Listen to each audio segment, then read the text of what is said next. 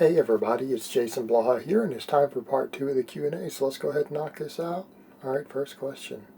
Hey Jason, you've made several videos lately about recomping versus bulking and cutting. I'm not quite sure which route I should take. I'm an early intermediate lifter. I'm 6'7", weigh 285. I definitely have some extra body fat, but when I look at strength athletes at my height, they all outweigh me by at least 30 pounds. Should I try to bulk up now and recomp to a heavier weight once I get there, or recomp now and lean bulk when my lift stall? Thanks. Keep in mind, a lot of those guys you might be on a lot of gear, and I don't know what your status is there, so that could be a factor. But that aside, here's what I always say to guys. Whether we're talking about bulking, cutting, recomping, first of all, because I don't promote physique competition, don't ever cut to a body fat level you don't plan on being at for a year or two, right? Because if we're talking about athletes, not physique competitors. They're not athletes. You don't ever want to cut to a body fat you're not going to stay at. In other words, you might go ahead and recomp after a cut. So that's what I would say. If you need to cut, then cut. Fine.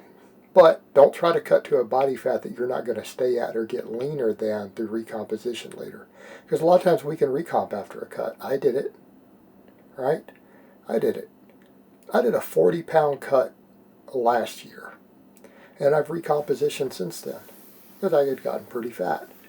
So I successfully did that. You could do that. But talking about bulking and cutting or recomping, here's what I would say. Are you happy with your current body fat level? Can you live with it? Is it going to interfere with your health? If you're happy with it right now and you feel like you can live with it and it's not going to interfere with your health or your performance, you could do a lean bulk.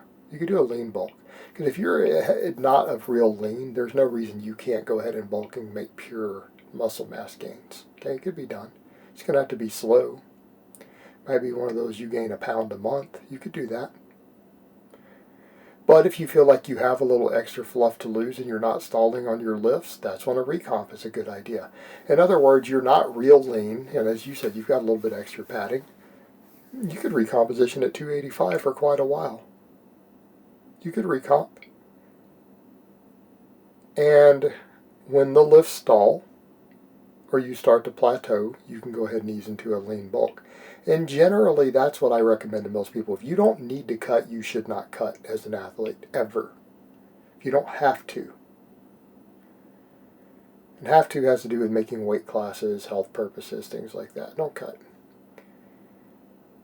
But we also don't need to bulk if you don't have to either. In other words, if you have enough body fat and you're not stalling that you can recomposition, it's a wise idea to generally do so. And as you said, when you start to stall, okay, you can go ahead and lean bulk and start overeating a little bit and just try to put on just, a nice amount of lean tissue without any significant fat gains or with very, very, very little fat gains. So a nice, slow, steady lean bulk. Usually those two phases are what I recommend to most athletes. You should either be lean bulking or recomping all the time.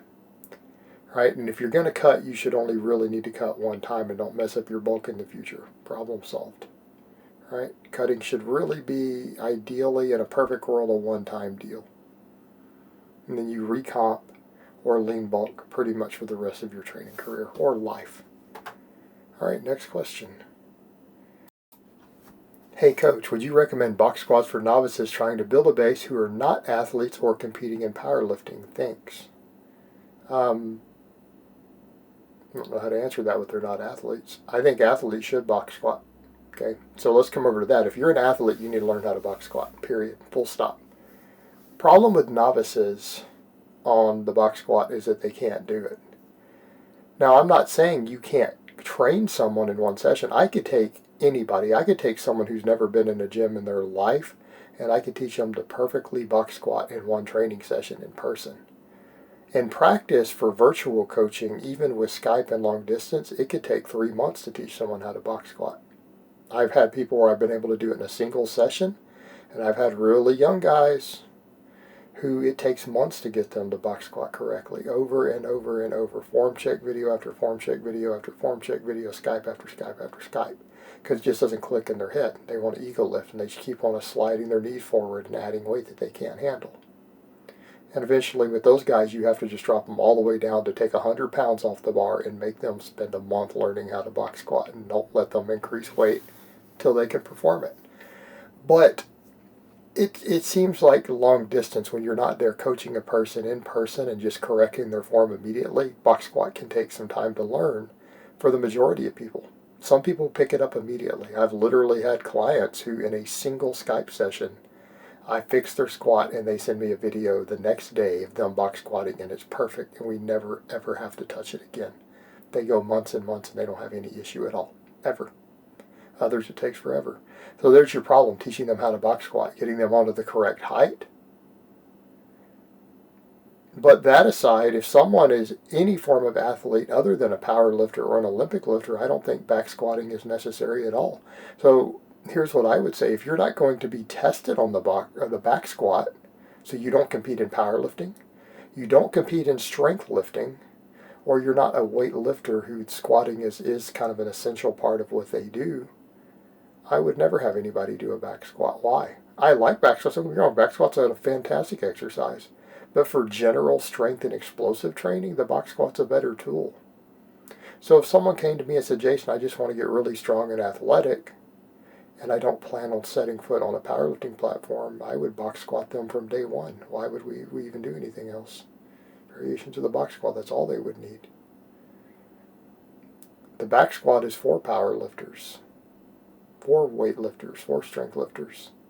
But if you're not going to be tested on it, I think the box squat's a better training tool for development. It's my opinion. All right, next question and last question of the week. Should I do my step-ups with a barbell rather than dumbbells? Thanks. Well, that's a tricky question, isn't it? They work different muscles. They work different muscles. Are you trying to purely develop quads and glutes? Are you doing it as purely a lower body exercise and setup is not an issue, a crowded gym is not an issue? Then I think the barbell is the way to go.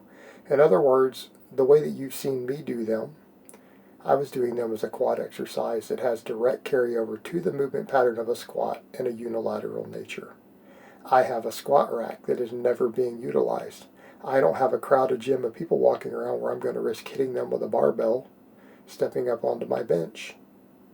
So in other words, a person, even then if they didn't want to do the rack, they could just clean it up. But you're going to have people walking into your bar paths.